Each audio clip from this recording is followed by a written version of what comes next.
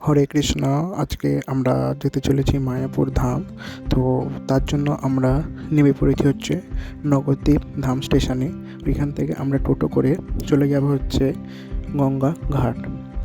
তো দেখুন, গঙ্গার ঘাটে লঞ্চ ভাড়া হচ্ছে 10 টাকা, আর আপনি চাইলে বোটে করেও যেতে পারেন। যেহেতু আমরা লঞ্চ করে যাব, তো আমরা লঞ্চের জন্য ওয়েট করছিলাম।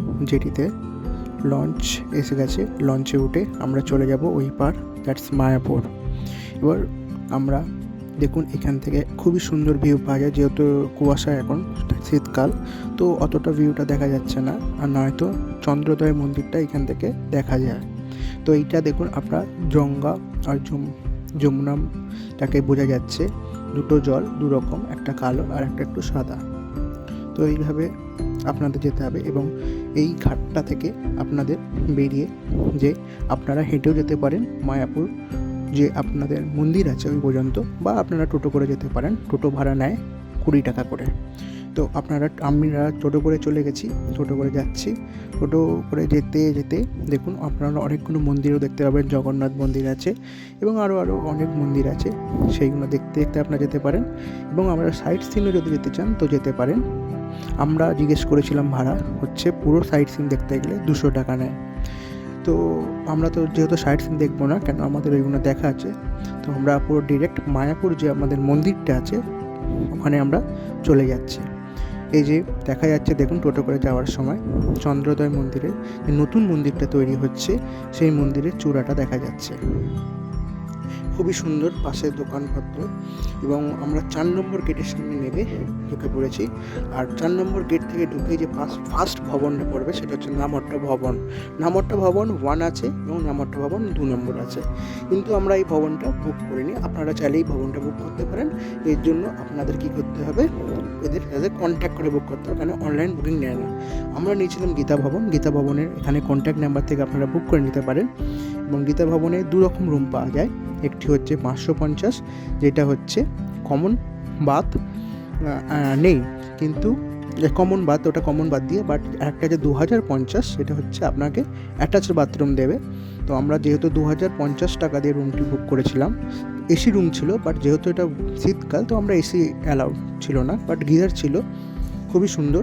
তো এটা গীতা ভবনের এন্ট্রান্স। আপনারা এখান থেকে সোজা চলে যাবেন। আমাদের যেহেতু আমরা আগে থেকে বুক করে রেখেছিলাম, তো যে রিসিপ্টটা আপনাকে দেবে, তো ওই রিসিপ্টটা নিয়ে আপনি রিসেপশনে গিয়ে কথা বলবেন এবং ওরা আপনাকে রুমটি দিয়ে দেবে। তো চলুন যা যাক। রিসেপশনে কথা বলে আমাদের রুম দিয়েছিল 812 নম্বর। এই রুমটা দেখুন, রুমটা খুবই সুন্দর। 4টে বেডের রুম আছে এবং 4টে সিঙ্গেল বেড দিয়েছে। এবং এখানে দেখুন, একটি রাধা কৃষ্ণ এবং অষ্টসখীর ছবি, আর একটি প্রভুপাদের ছবি আছে। তো এখানে একটা আলমিরা আছে, একটা টেবিল আর জলের জায়গা দিয়েছিল। আর এখানে ব্ল্যাঙ্কেটও দিয়েছিল, যেহেতু শীতকাল ব্ল্যাঙ্কেটটা আমাদের দিয়েছিল। 4টে ব্ল্যাঙ্কেট ছিল।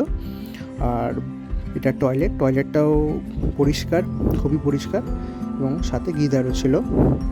এবং এটা হচ্ছে আমাদের ব্যালকানি থেকে একটা সুন্দর ভিউ পাওয়া যায়। দেখুন, বাইরেটা খুবই অসাধারণ লাগছে।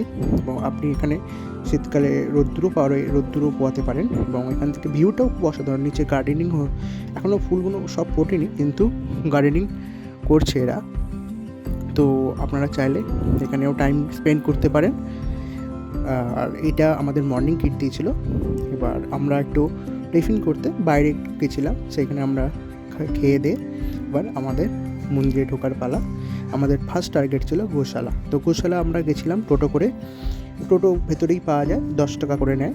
তো গোশালায় গেছিলাম, গোশালা ভিজিট করলাম। খুবই সুন্দর লাগলো ভিজিট করে। এবং ওইখানের যে স্পেশাল ক্ষীরটা খুবই অসাধারণ, এবং স্পেশাল লস্যি, সেটা আপনারা ট্রাই করতে পারেন। আর ওখান থেকে ধূপ নিতে পারেন, বা অন্য জিনিসও পাওয়া যায়, ওইগুলোও নিতে পারেন আপনারা। দিয়ে এবার আপনারা চাইলে, আমরা যেহেতু ভোগ আরতির সময় মন্দিরে গেছিলাম, আপনারা চাইলেও যেতে পারেন। তারপর